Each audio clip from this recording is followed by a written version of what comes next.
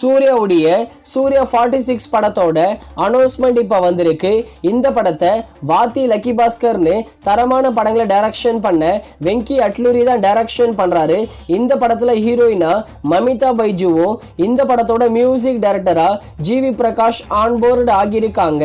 சூர்யா 46 படத்தோட ஷூட்டிங்கை ஜூன் மாதம் ஸ்டார்ட் பண்ணி சம்மர் 2026க்கு தமிழ், தெலுங்கு, ஹிந்தின்னு 3 லாங்குவேஜில் தியேட்டர்ஸில் ரிலீஸ் பண்ண போகிறாங்க.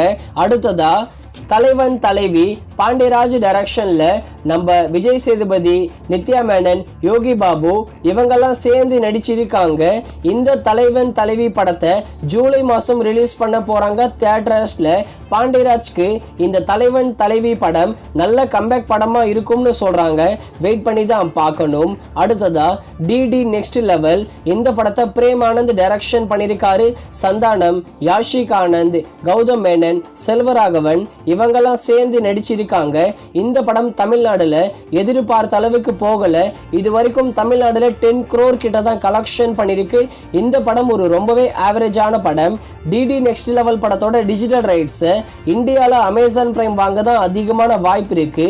Mostly June 13 DD next level படத்தை அமேசான் பிரைம்ல ஸ்ட்ரீமிங் பண்ணுவாங்க.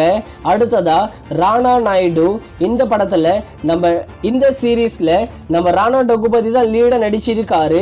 இந்த ராணா நாயுடு சீரீஸை வர ஜூன் 13 நெட்ஃபிளிக்ஸ்ல தமிழ் டப்பிங்கும் ஸ்ட்ரீமிங் பண்ண போறாங்க.